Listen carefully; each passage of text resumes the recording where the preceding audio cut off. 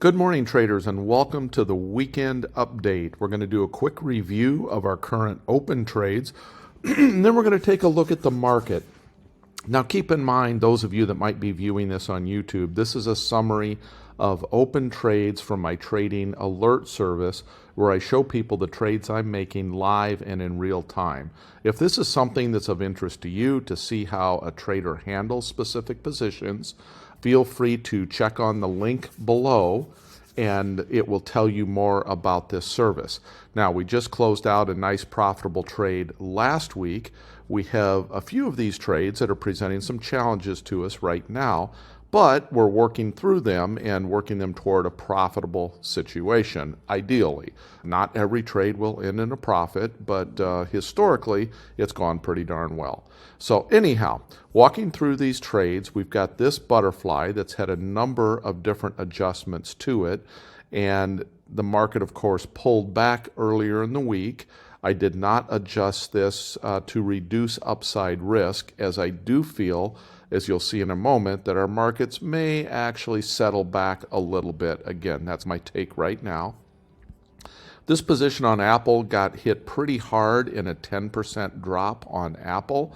I am bullish on Apple. I do think that this trade will end up fine. It doesn't expire for almost another 7 weeks now. So I think there's a lot of things that can happen here, including Apple earnings coming up here in a week or so. And I think that might have some impact on this that would be favorable impact.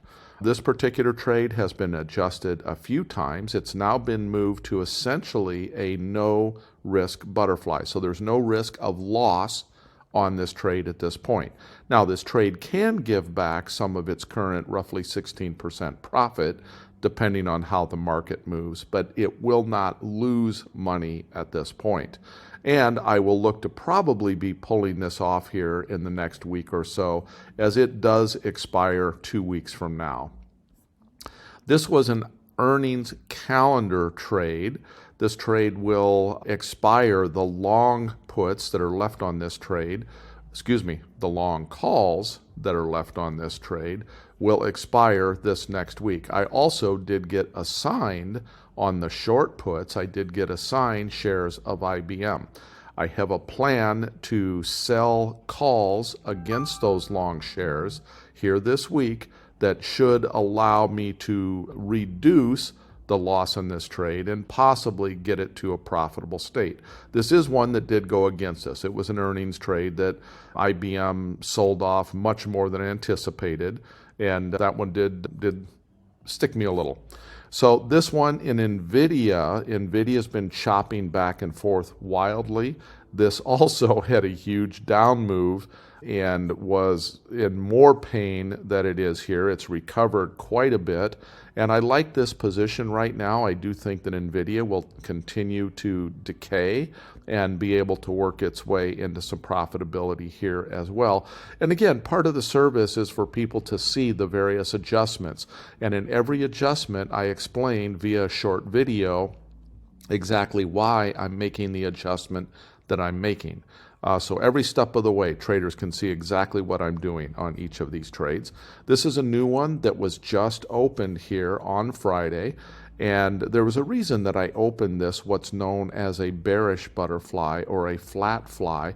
And this flat fly makes a little bit of money as the market pulls back. And you'll see in just a second why I chose to do this particular trade. Now, if the market does not pull back, if the market continues up, I actually layer in additional butterflies on top of this existing trade.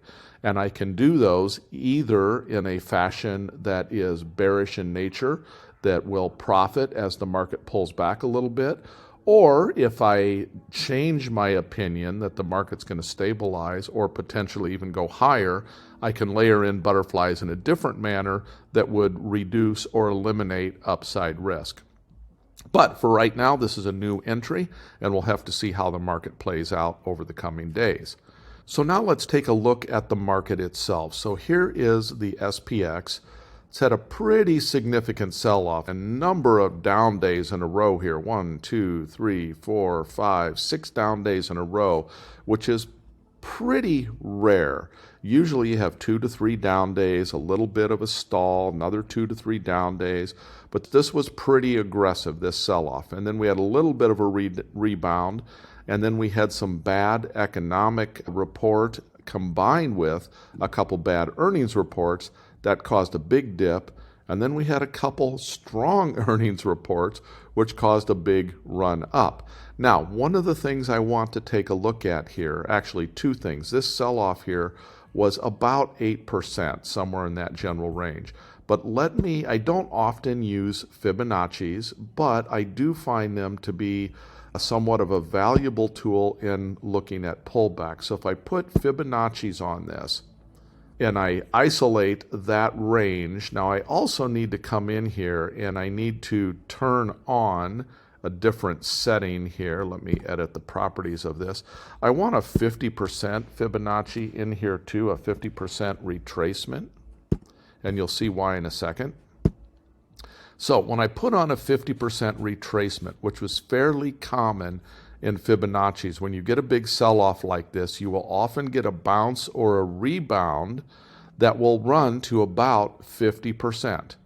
Now, at that 50%, you will often get a little bit of a stall and sideways movement or even a roll back over. So right now, I'm anticipating more of a little bit of a roll back over, and then we'll have to see when we get down to this level if this level is going to hold or not. But that's kind of my feeling right now, and I have that feeling for a couple of reasons. One, you can see at the end of the day, on Friday, we actually sold back off a little bit. So it was a strong day for sure, but it did tail off a little bit at the end. If we take a look at SPY, because we can see volume action in SPY because it is shares traded, we can see that on that big up day, it wasn't an explosively big up day volume-wise, so there wasn't an excessive amount of buying that came in on that. We can see that our selling on the prior day was actually a little bit more volume than the buying on this big up day. So that's also a little bit of an indicator that people aren't fully convinced that we are now back in uptrend mode, and as a result may have some additional sell-off coming into play. We can also take a look at the VIX, and we can see that VIX really spiked here a few days ago, but now that VIX has pulled back in, it's pulled back into around this 15 range. It hasn't dropped all the way back down to its prior lows here in the 12 to 13 range. So while VIX has tailed off, it's still in an area that it wouldn't surprise me if it were to rebound from here as the market sold off a little bit further. And then we can take a look at RUT as well, and we can see that in RUT, while we did rally, and then we had that sell-off, and then we had a rally, this rally hasn't even hit, it didn't break this old high here. So that's also a bit of an indicator that we're not out of the woods yet as far as further potential downturn goes. So as a result of that, again, I'm leaving my positions right now in a way that are going to not be hurt, and in fact actually probably helped a little bit by some pullback in the market again. So that is the weekend update here for Sunday, April 28th, 2024. Again, those of you, if you're interested in seeing how these trades are put on, again, with a full video explanation, when I put on a trade, I explain why I'm putting it on, what my thought process is, and then days, weeks later, if I need to go in and adjust that trade, I do another video showing how and why I'm adjusting the trade. And then when I close out a trade, I give the same video with an explanation of why I'm pulling out of that trade at that time. So again, if knowing more about that service is of interest to you, I'll put a link in the description below. Take care, everyone.